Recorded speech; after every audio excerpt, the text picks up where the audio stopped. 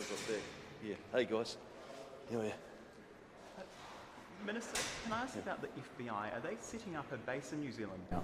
So, look, there'll be a statement that will come out later, but I can confirm that I have had a meeting with the FBI Director, Kash Patel, but I'm not going to make any comment further than that. There will be a statement coming out later in relation to his visit. He has confirmed to the Daily Mail that the FBI will be setting up a base in Wellington to combat Chinese interferences. That happening? Okay, so like I said, there will be a statement coming out later, and I will not be making any further comment on that, other than to confirm to all of you that yes, I have met with the FBI Director, Kash Patel. So I'm not commenting on that. You wait for our statement, guys. There'll be a statement coming out later today, and we'll wait for that. We've got the Daily Mail reporting this, which is the Daily Mail. A huge development. Yeah. So is this something that New Zealanders should be concerned with? I won't comment on the Daily Mail. And I'll just say that there will be a statement coming out for you later today. Who will the statement come out? Well, we'll have to wait and see. Are you going to put out a statement? Who's going to put out a statement? Oh, right, no, it won't be a statement coming from me, no. But there will be a statement. From whom? Well, you'll have to wait and see. So there is a statement coming out that you won't say what it is or who it's from? No, you can wait and see who the statement, well, from the government, obviously. But I don't know whose office will be putting the statement out. But there will be a statement from the government. I can confirm that yes, I have met with the FBI Director. I'll not be discussing any more details other than to say that there'll be a statement coming out soon. Is it? Sorry, just one more question, Liz. Is it usual or routine for an FBI Director to come to New Zealand to maintain those relationships, just broadly speaking, in a way? Well, I think it's a very positive sign that the FBI Director has chosen to come and visit New Zealand, and he's welcome with open arms. And he's one of our Five Eyes partners, and it's a really significant visit for us. But it's not a routine thing, it's a significant visit that the Well, US... I don't know if you'd call it routine, because obviously they have enormous pressures on their time in terms of where they're going and where they're travelling, but obviously it's great to have him here. It's been good to meet with him, and there'll be a statement coming out later today. How long has it been in the planning for, this visit? I don't know, Adam.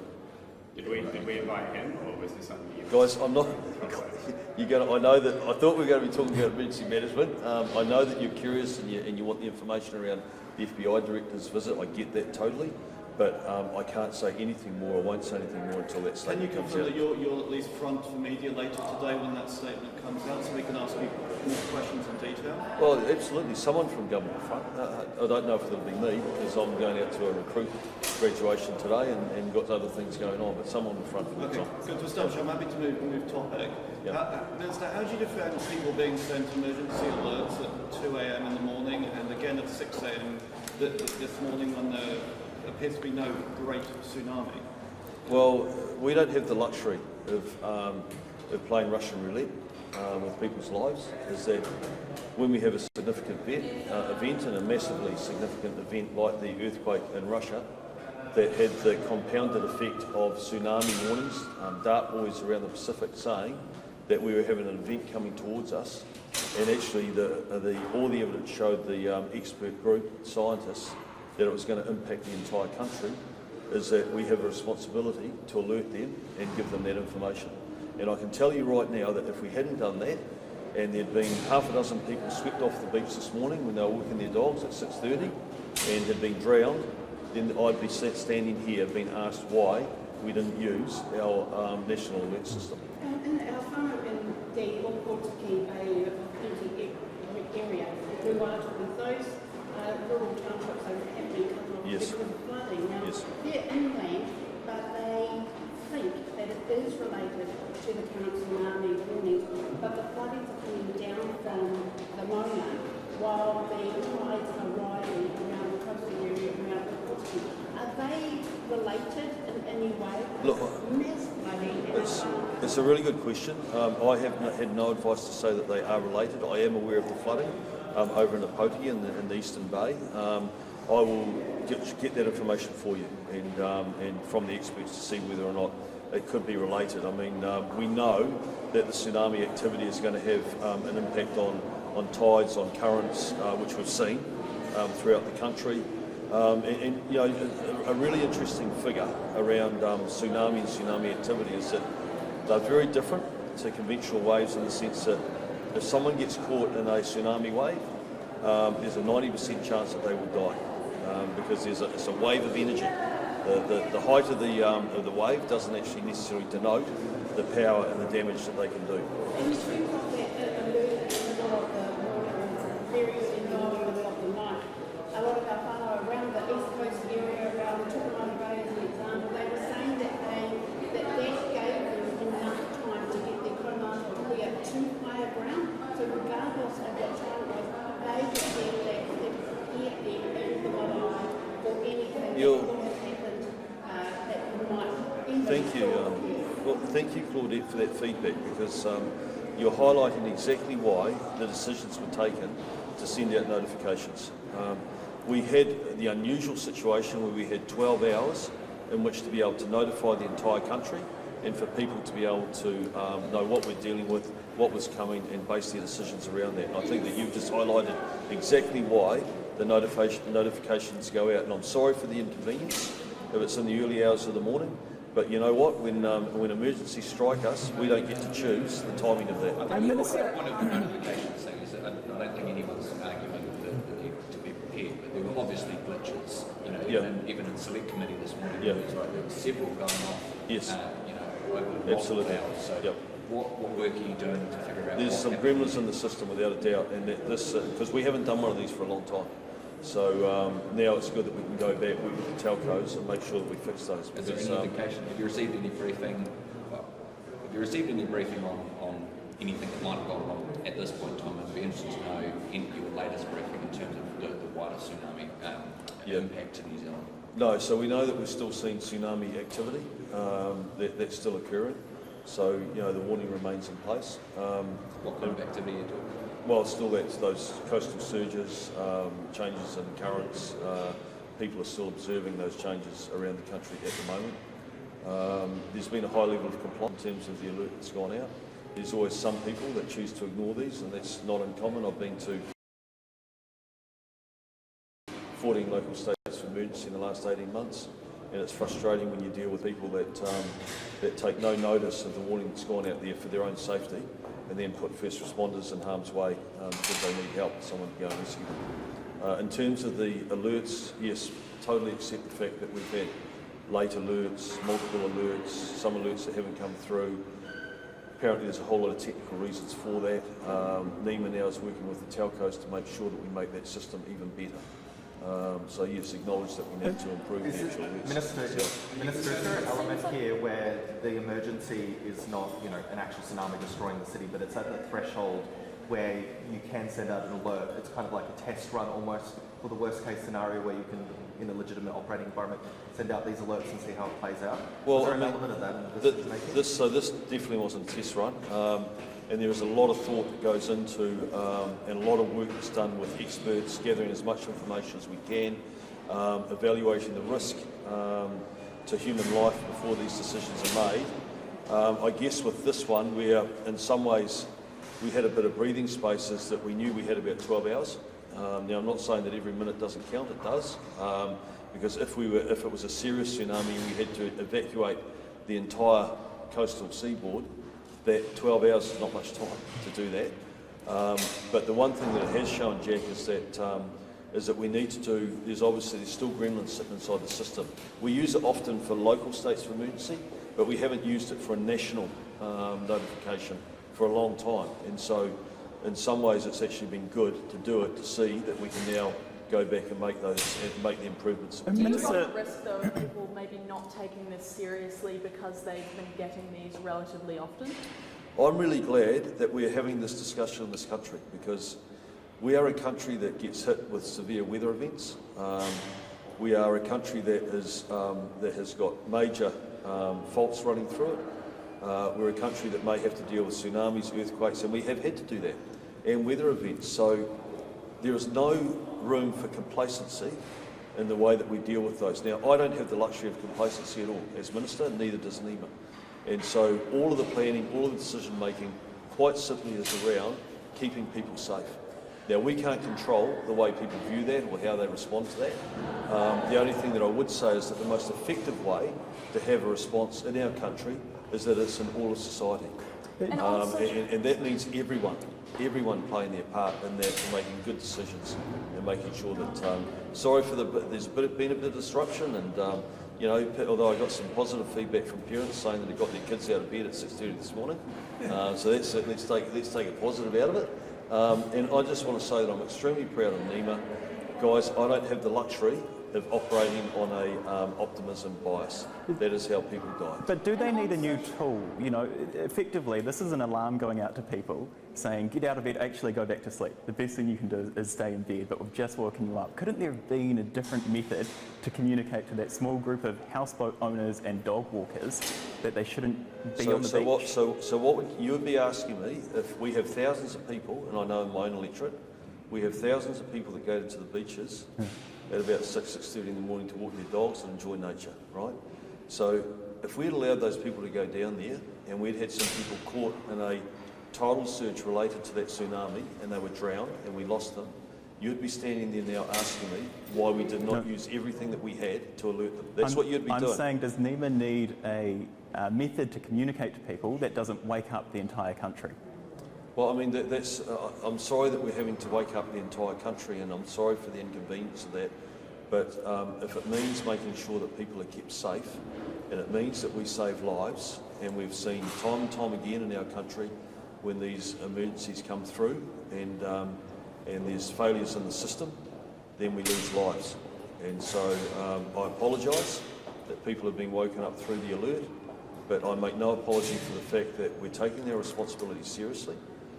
We are very careful about what we do, but we will be proactive. Minister, what happens in a worst case scenario if there was a tsunami that was actually about to hit and threaten the shoreline? Is this the alert that Kiwis can expect, or will there be sirens that ring out? What actually happens in that worst case scenario where people need to evacuate the entire coast? Yeah, really good question. So, you know, if the DART boys, if the information that was coming from the Pacific Tsunami Monitoring Centre was telling us that that it was sizable and it was going to inundate, you know, coastal communities, then that is a massive all of government, local government, society response to keep people safe, and those are real-time decisions that have to be made. In this case, that wasn't the information that we were getting. We were getting that yes, we were going to have tsunami activity, but it was largely going to be onshore and not inundate. Is this the same alert mechanism that is used in those more serious scenarios as well? Yes. Is there any additional alerts on top of those, or? There'd be, so basically we would activate radio stations, our television stations. By the way, our media have actually been outstanding, even on this one, in reporting it. You look at the media, there's constant updates and reports happening. So we would use every means available to us to communicate with the communities to start to coordinate and evacuate them. But you can imagine it. Imagine the size of the operation, and that's why I said 12 hours really is not much. If we had a sizable tsunami coming at us that we've seen in other parts of the world, and we had to evacuate our entire eastern seaboard. How much longer do you think will be on standby on the route? Really good question. I just had I had a 12 o'clock update to say that we're still seeing activity, and I'll get another update later on this afternoon. But hoping, Claudette, that obviously we start to see a reduction in the activity. Some people on social media with Android phones are saying that you can turn off the emergency alerts. Do you think that that's a good idea, or should people not be doing that? Well, that's a personal decision of theirs, but normally, my experience of this is the local emergencies that I've been to, and there's been 14 of them. And by the way, my electorate was hit very hard 2.5 years ago with the Auckland flooding. My experience is this, is it doesn't matter what you do, you're going to have a group of people that says, we didn't get enough information, and you're going to have a group of people that says, why did you call me earlier, why have you done this? There's an old saying, you can keep some of the people happy some of the time, you can't keep all of the people happy all the time. That's the reality of it. What's your understanding of the current presence that the FBI has in New Zealand? So, again, Adam, It's just a general question. you like that one, don't you, Tom? What presence is the FBI? So I mean, they're a Five Eyes partner. Yeah. So do they have a... So it's a to us, to me, it sends a really positive signal that the new administration highly values New Zealand as part of that Five Eyes partnership, and that we've got the director of the FBI down here, and we'll be able to expand on that with the statement that's coming out today. So we've just got the statement. Oh, you just got the statement? There you go. Do you have anything else Well, I to say haven't- now that this has come out? I Do you want me to I haven't read the statement, so Do you want to read it? I'll go away and read it. What do you Yeah, make thank of, you. What do you make of Cash Patel as a person? I like him, yeah. No, How would you he's describe him to Kiwis? how do I describe? Very down to earth, very aware and across the issues that we're facing. Very aligned. For us, you know, we've got a big methamphetamine problem, obviously, that we're dealing with as a country. They've got the same sort of issues. So yeah, he's got right behind his bureau. He's got his agents back out, you know, highly active, doing their work. So yeah, So no, I was very impressed with him. In your capacity as Police Minister, they've just confirmed that Cash Patel travelled here in order to open a dedicated law enforcement attaché office, I'm sure you already know. How is this going to advance New Zealand law enforcement? Well, I think it's just that's a signal of how strong the relationship is, and they want to reinforce the importance of that Five Eyes partnership. So, you know, it's a really clear and important signal for us, and we should be working right across our Five Eyes partnership, especially, you know, for me in law enforcement and public safety. It's really important. We have a responsibility up to the Pacific as well. They are really suffering and buckling under the pressure of Class A drugs and methamphetamine. So I think that it's a How very do you think positive this is step. going to impact our relationship with China? Well, I'm not going to comment on that. I'm talking about the relationship that we have with the United States and our Five Eyes partnership. In the current context, you know, growing ties with the FBI in an environment I where don't- there's I don't- growing interest in the Pacific as well, Yeah. as you'll be very aware of, how do you think that's going to be perceived around the world? Yeah, I wouldn't necessarily characterise it as growing ties. I think we've got very strong pre-existing relationship, partnership, Five Eyes partnership with the US for decades. It's quite simply, he's come as the FBI director and obviously deciding where his priorities are and what he wants to achieve, and we welcome the opening of this office, and we think that it's going to be very good for us as Have well. we committed any money towards it? Not that I'm aware of. How concerned are you about the presence of China? I mean, that's the central reason for the setting up of this office, right? Yeah, so I'm not going to. That is a question for the Prime Minister or the Foreign Minister. All I'm doing is speaking quite from my position as Minister of Police. It's a really good step and a really positive step for us to have a permanent FBI liaison office set up here in New Zealand. Minister, the statement highlights previous work in organised crime, money laundering, child exploitation, drug smuggling and cybercrime and fraud. The Prime Minister's also spoken about previously in visits to the Pacific, New Zealand's role in combating drug smuggling, for example, and organised crime. Yep. Could you just talk broadly about how vital New Zealand is to the broader region when it comes to that security? Because I don't think people quite realise just how big of a role that New Zealand plays in the region when it comes to that security. Well, New Zealand, in my view, has a vital role to play. We work very closely with the Australians. Our Commissioner has a very strong working relationship with your Federal Commissioner, Rhys Kershaw. You know, and we have a responsibility to be able to assist and support our Pacific neighbours, as we always have. And we will continue to do that. And does New Zealand have access to unique intelligence networks that other countries don't, that New Zealand provides that sort of missing piece to the puzzle to other nations? Well, again, I mean, you know, police are very good at gathering intelligence. They've got new intelligence tools that they gather all the time, so that they can track and understand the movements and the way that these organised criminal groups are operating. And of course, we cooperate with all of our partners to make sure that we are not only trying to deal with the issues that we've got back home in New Zealand, but assisting globally as well with those issues. And is it fair to say that New Zealand pulls its weight when it comes to contributions to Five Eyes? Yeah, I think we do, and I think the feedback that I get is that we definitely do, and I think we're highly respected, and we're deeply capable. We have a deep capability, certainly within police, in fact, across any of our law enforcement agencies. So yes. Was it your understanding that this new FBI office would be to, you know, fight transnational crime, or is it a more geopolitical statement? Well, my focus is on transnational crime, and certainly the discussions that I had with the FBI director focused on that. So yes, that's really we all have a common goal, and that is to get on top of this transnational crime, these organised crime groups and gangs that are peddling a whole lot of misery in our countries and our communities. So when did you meet with the director? When was that? When with the director? I've met with them twice. I met with them last night, and I met with them again today. How long has this office been in the making? Is this something that the new administration signalled that they wanted in New Zealand? Or is this I don't know. I'm sorry. I'm not sure of the timings on that. How many staff are we based in this office? Well, I'm not going to talk to specifics on that. That's for the FBI to talk. Did you express any concerns or ask any questions about what this office No. is going to look like, how Not it's at all. going to interact with police? No, I welcomed it.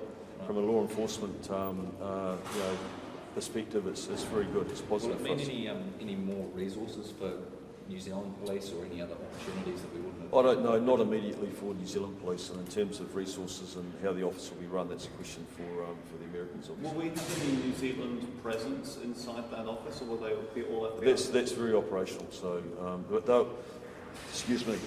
make no mistake, it's a liaison office, so they'll be working very closely with our Did police. the director meet with the Prime Minister? I don't know. Not sure. So what role are they going to do that we can't do? What are they going to offer us? What's the advantage of this? Well, They don't know this. Well, they're very good at law enforcement. They've got very good intelligence networks in terms of the countries that are peddling and sending methamphetamine down to our countries. So, there's lots of different areas that our law enforcement officers can work and collaborate together to try and make sure that we're safer, the Pacific's safer, and ultimately the United States is safer as well. Can you confirm if Cash Patel met with Minister Judith Collins as well? Pardon?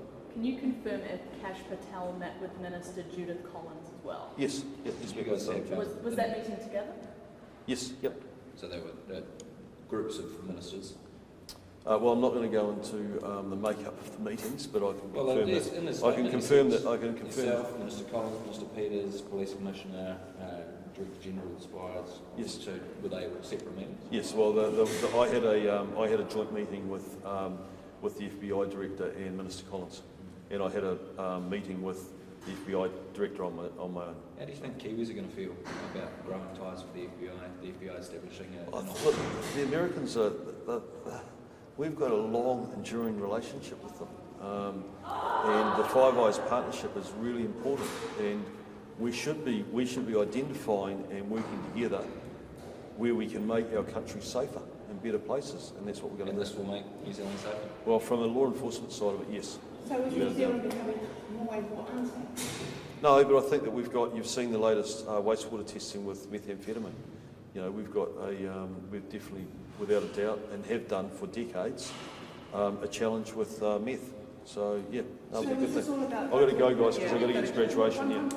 How do you think China will respond? So I'm not talking about any foreign policy and stuff. Talk to the Prime Minister or Winston. I'm just talking about the law enforcement side. But thank you, guys. I've got to go. Thank you, Thank you. Minister.